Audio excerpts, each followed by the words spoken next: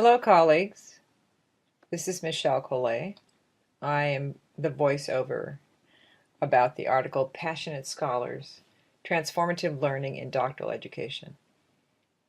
This article represents an important piece of work in the introductory course because it gives some context and background about why this program at this time, how transformative or transformational learning influences the framework of this degree program, and reassures us that other people in other parts of the country are pursuing the same types of study and thinking about the work of adult learning and doctoral education. I hope you find the read useful and that this presentation gives you a bit of a preview and a bit of background about the piece that may be useful.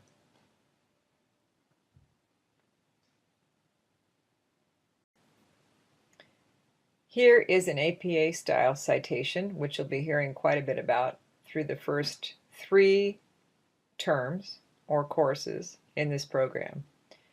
The American Psychological Association has a very large reference, 6th edition, that is quite hefty and not an easy read. It is a reference. As much as possible, we will be providing you executive versions of APA-style hints so that you are not spending time in that manual.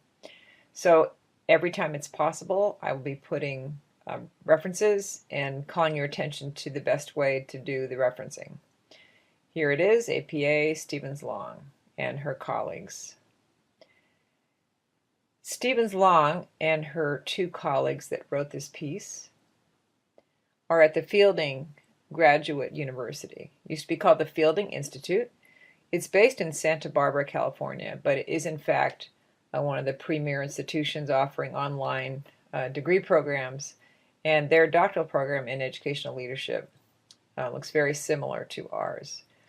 I've been very interested in their work for probably 20 to 25 years, and when I came on board to work with this program, I was very interested to see the parallels. These 3 colleagues conducted a study of their graduates, and the questions they pose appear on the next slide. This is the setup or the beginning or introduction of the study, and every good study has a helpful setting up paragraph so that when you read the abstract or the first 50 or 100 words, you get a sense of the so what, why the article was written, and the type of study that it is. This introduction starts explaining about why they did the study, possible and desirable outcomes. So, how do we find out what people learned? In the next slide, we'll talk about the research questions.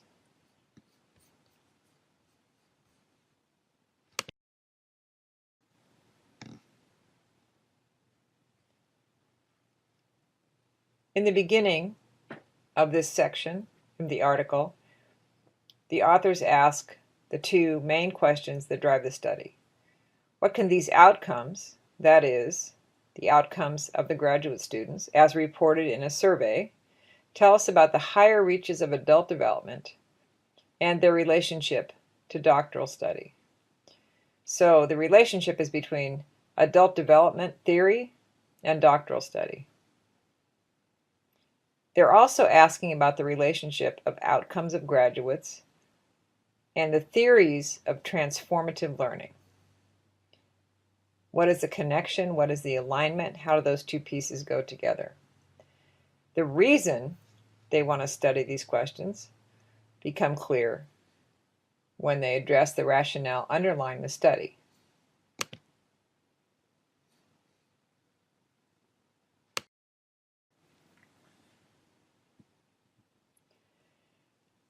Historically, educational programs were evaluated or assessed with what we call the input side rather than the output side. So the inputs would be, what is the curriculum? What kinds of things are used to assess learning? What do teachers tell students? What print material do people read? What are people told to learn? That's a classic input focus. Over the last, I would say, 15 to 20 years, accreditors, in the case of NEASC in the Northeast, WASC on the western part of the U.S., NCATE, the folks who look at teacher education, and I assume in some of the other social sciences and applied programs like social work and medical education, the accreditors are now looking more carefully at what do the graduates demonstrate they now know. How are they behaving differently in their practice because of the program they attended or were enrolled in? So that's a major change in the assessment or evaluation of programs.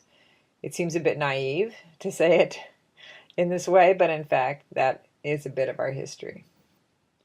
So these folks are working with that point. New frameworks are needed that allow more direct assessment of learning outcomes in graduate education.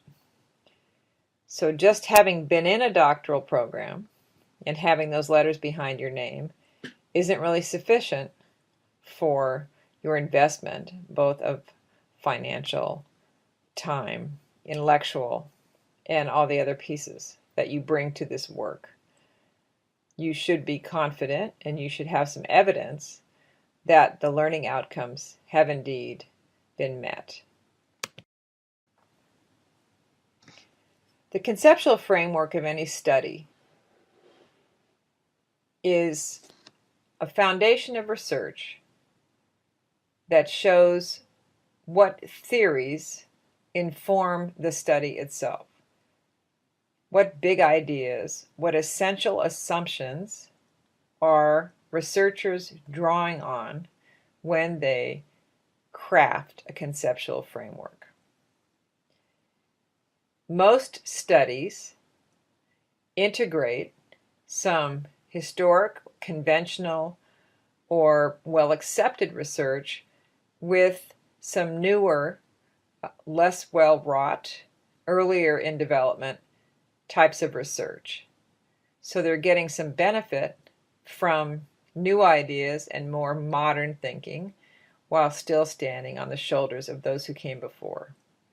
So when you read about the conceptual framework of a study, as you read different articles, be thinking about what are the traditions that inform this study, what things have changed since earlier studies, and how do people in this field now think differently.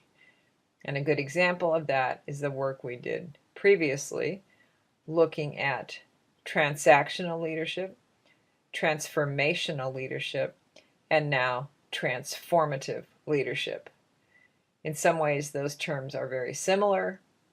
However, the use of transformative is purposeful by those folks who chose to use that term and who identify that as a centerpiece.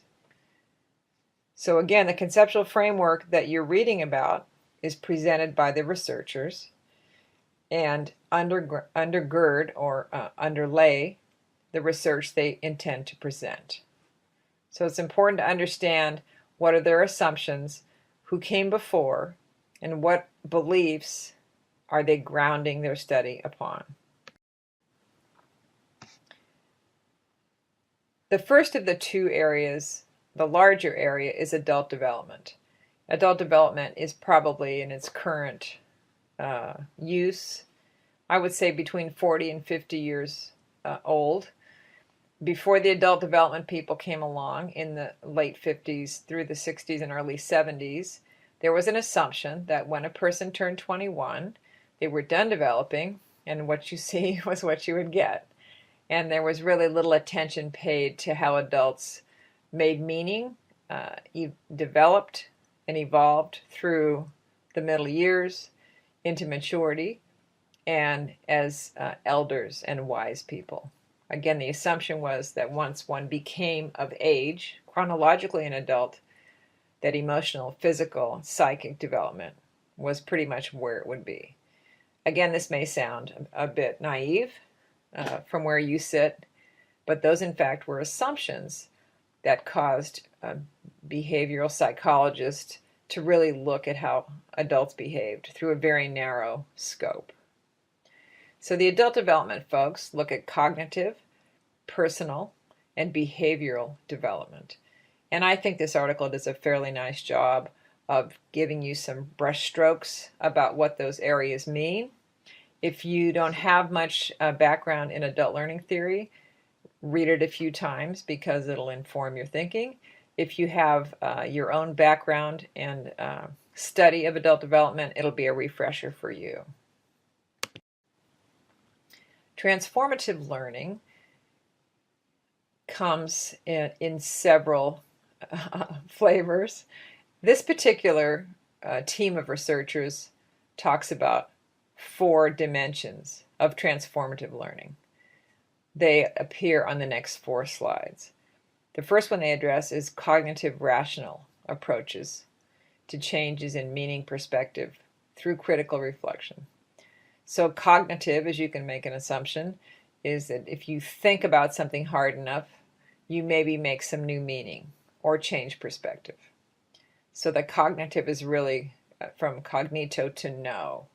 And you can see the word rational in that phrase, that if you understand something mentally, you can make sense of it. So transformative learning in that context would be thinking through something and seeing it perhaps differently. And that's where the critical reflection comes in, something we've talked about and that you will be doing a lot more of as we move through the program.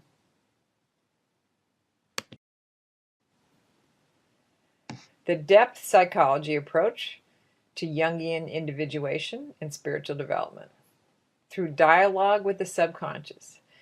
When most of us in the 21st century think about Jungian individuation for whatever we may have learned as undergraduates in our Intro to Psychology course, the Jungian tradition in its time, which was quite radical, and the idea that one would have dialogue with the subconscious was considered very lefty and of a certain school of thinking, not rational and certainly not based in deliberate thought.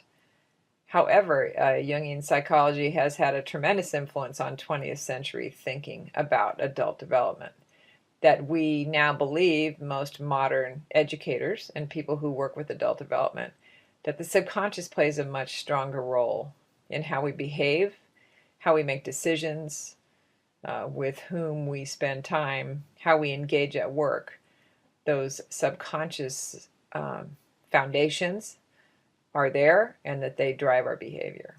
So Carl Jung may have been seen in some cases as fairly radical, but his work continues to inform how we think about adult development. The transformative learning folks consider that, because what is being transformed is how we see the world, and our subconscious plays a role in that. Structural development and epistemology is the field of how we know what we know, epistemology, epistemological change through the lifespan. So how we know something when we're 17 or 18, and how we know something in our early 30s, and how we know something in mid-career changes because of the context in which we work, because of our maturity. Structurally, we have changed over time. Our world has changed, our material has changed, the roles we're required to play, how we fit in our society, going from being a young person to being a parent and then a grandparent. Those things all affect our structural development. And finally, where we move into the transformative leadership field, really springboards from what's called liberatory or emancipatory values of leading, which is leaders and leadership designed, thought through, engaged in a way that brings opportunity, change, disrupts inequity, and brings opportunity for development and full adulthood for those individuals who may have had that opportunity limited. So the social emancipatory approach to education is really one of critical consciousness, being aware that everyone is not born equal. People have different opportunities in life, and those who lead in education, in social work, in other areas, serving humankind, must be aware of those inequities to truly change what is there.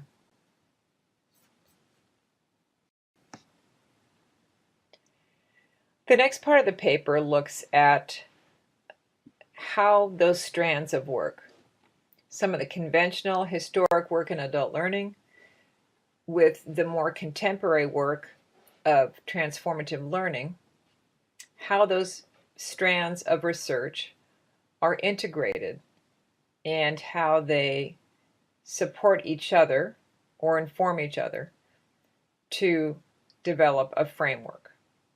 So the researchers looked at adult learning literature, specifically at the transformative learning characteristics, and they wove those together to create an analytical framework. They used that language to develop survey research. They conducted those surveys, and then they used that same language from those theories to analyze what participants said in their survey responses. I note here in the slide that the authors clarify the different uses and interpretations of transformative learning and education, because transformative or transformational is used in many different ways. And as a reader, it can be a little confusing. So I found that this clarification was quite useful, and I'll share it with you on the next slide. They'd look at transformational outcomes. This goes back to the assessment conversation. So an outcome is a changed event. The outcome is transformed from an earlier outcome. Another way that the word transformational or transformative is used is about the learning itself. The learning is transformative. The learner is transformed through the experience. The third usage they talk about in this article is a program or event designed to foster learning. And the difference here is the program is considered transformative, as our program at UNE is called Transformative Leadership. Its subtitle or subcategory. So the outcome can be transformational, the process can be transformational, the program can be transformational. And again, transformational in the work of Shields that we read earlier in the term is sort of a middle zone in the emergence of this literature and these theories and beliefs. And we in this program now have moved toward the transformative language, which was introduced earlier, as you can see, by the review of the literature in this article. So transformative is not a new term, but its use of talking about leadership and in the setting we use it is fairly new. The concept of it is not new. As you look at this paper, this article, I want you to be aware that the way the article is organized, how the sections are set up, what comes first, second, and third, is a real sort of a classic model of a research study. The introduction, the literature review, how it's studied, the method, and the next sections, findings, and then significance. As you read different articles that inform your potential study, pay attention not just to the content in the article, but to how it's laid out, how the questions are presented, how the literature is wound together or not. Sometimes it's quite chunked out. And then how the method is presented. Can you see its relationship to the literature, or is it a bit vague? Some writers do a better job than others. Some studies are easier to report. some areas you're more knowledgeable about than others, and so it would be an easier read even if it's not well crafted because you have a greater skill set or more knowledge to bring. So all those factors can cause articles to be easier or harder to figure out.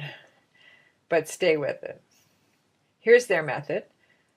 The concepts from the two research areas that we discussed a few minutes ago were integrated, the adult learning and the transformative learning. A survey was developed and sent to graduates. The survey draws from concepts defined in the literature review, and the survey asks graduates to report on their learning in 3 domains: cognitive, personal, and behavioral. So the method is almost like a bridge between the literature that founds it or grounds it and how the participants will be engaged in the big ideas, surveyed, interviewed, in other ways for the research team to find out what it is those folks think. The method is how they went about asking the question, not the question itself. And that can be a little disconcerting sometimes because it seems like the method would be asking the question. But in fact, the method is how the question is asked, because different kinds of methods garner different types of responses. And when you begin to do your own research, you'll choose a method of finding out that suits both your literature and what it is you want to know, and the participants. All those factors play a role in the method chosen. And there's no one best method. Many methods will work. The point is getting to clarity and finding the best way to work ethically with your participants to learn what it is you'd like to know.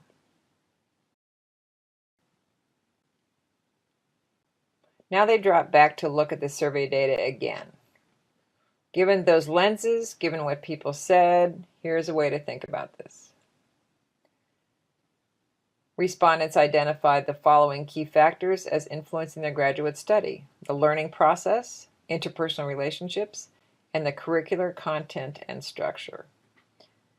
I think we would expect to see that, and when I see those findings, I think, well, yeah, what else can you tell me? That's helpful, but can you give me a little more evidence or something in more detail? In this part of the paper, the authors consider what they found and how they interpret what they found. So if you look at the chart where they break down the different types of learning, that's an assembly of their evidence. Then immediately afterward, they describe what's in the chart.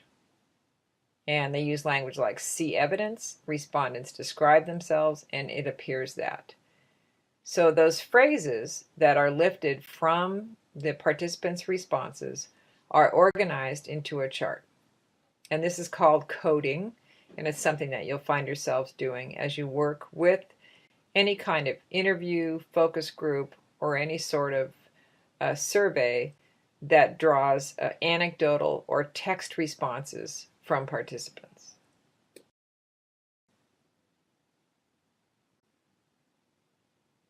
You can see the text from the literature review reappearing to organize the content of the responses. Area of cognition, in the personal area, wisdom or ego development, and changes in behavior. So that is language that they introduced and explained in their literature review. Perspective transformation is really an essential piece of transformative or transformational learning. The perspectives that I hold now are not the same as those I held when I was 25. When I teach now, from my perspective as a mid-50s person who has now tried to raise 2 teenagers and worked at several institutions and just buried both of my parents in the last 2 years, my perspective on the world has changed. The world has changed as well. But as an adult learner and someone who functions with the world the way it is, perspective transformation is almost a have to. Very few of us can make it through our lives without needing to do some of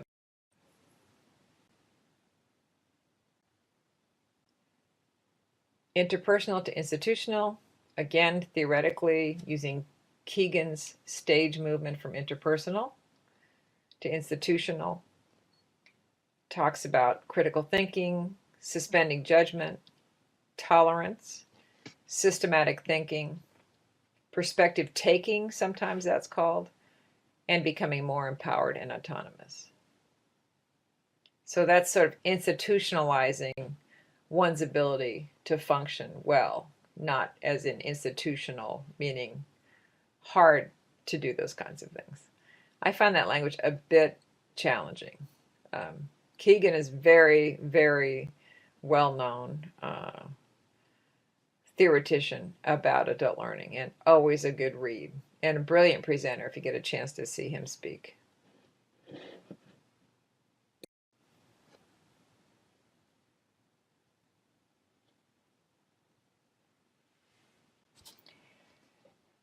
Here's another aspect of the literature that was addressed: conscientization.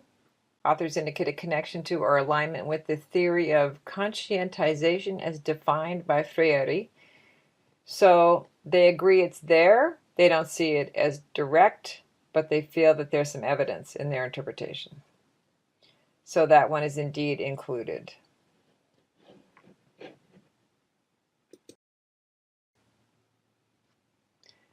This was more helpful. Summary of findings.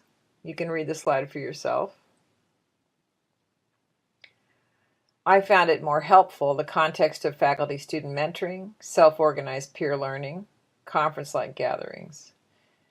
Those are things that when we designed our program, we looked at the literature to see what kinds of events, what types of learning was most useful for professionals. So that was somewhat helpful to see that be a little more explained. The study's design. Generally, the study's design is discussed in methodology. In this case, they reiterate its design, and that the multidisciplinary frame and what kinds of faculty members that they engage in this program also had an effect on the adult learners, which they go into with a little more detail.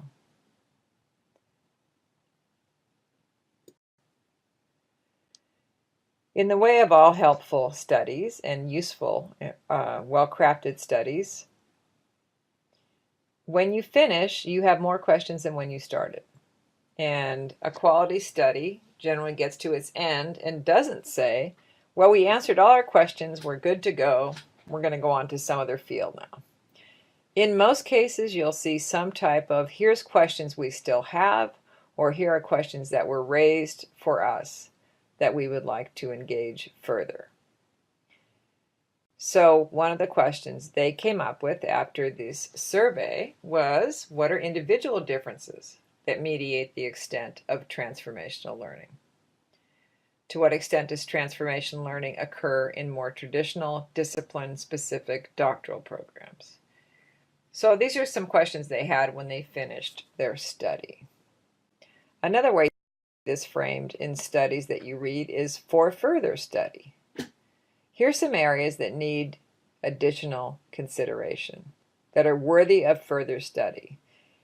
Given the study we chose to do, the questions we asked, we weren't able to get to these things, but they're just as important.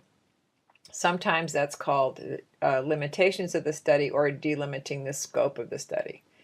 We'd love to know everything there is about graduate work, but we can't because it's too big. So we're going to just look at how the transformative learning or transformational learning is framed and how people talk about it.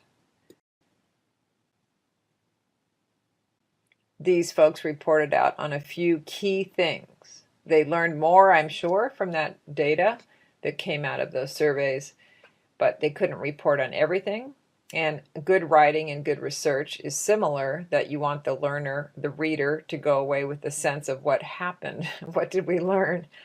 If you try to explain everything that happened all the time, throughout, with every participant, the reader can't really hang on to that.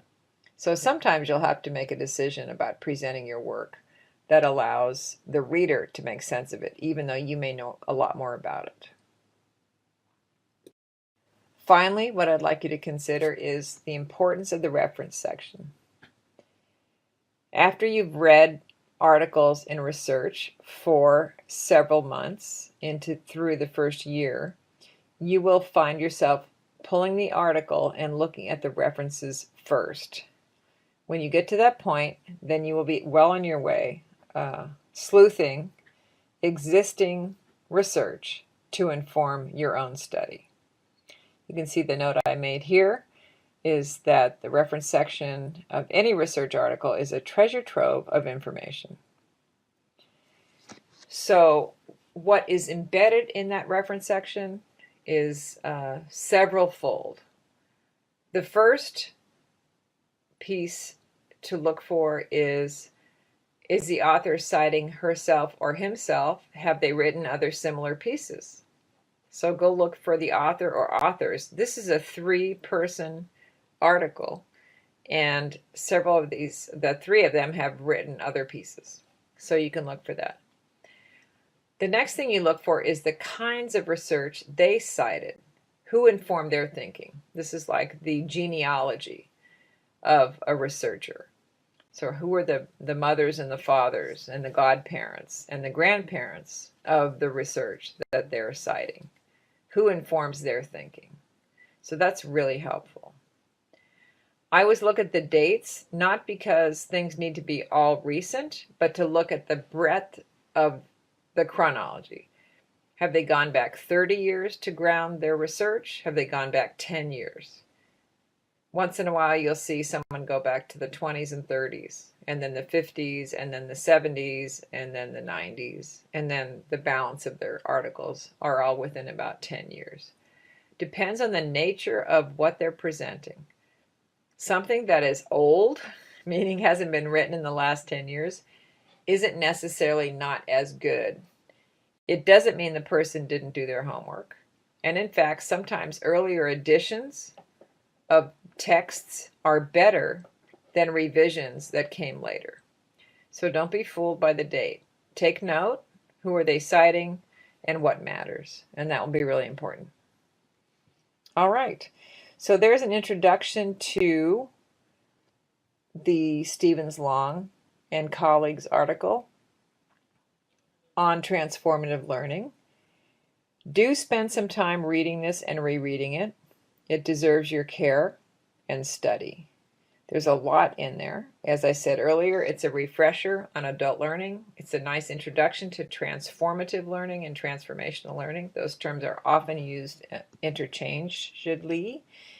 And the fact that they studied doctoral students and their experience with the program will give you some ability to do some critical reflection about your own engagement as learners and to offer the program leadership some critique as well.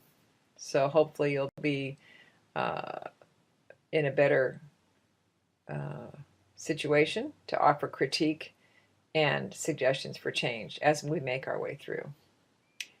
I hope this was helpful, and I look forward to talking more about these colleagues' work as we move through the term.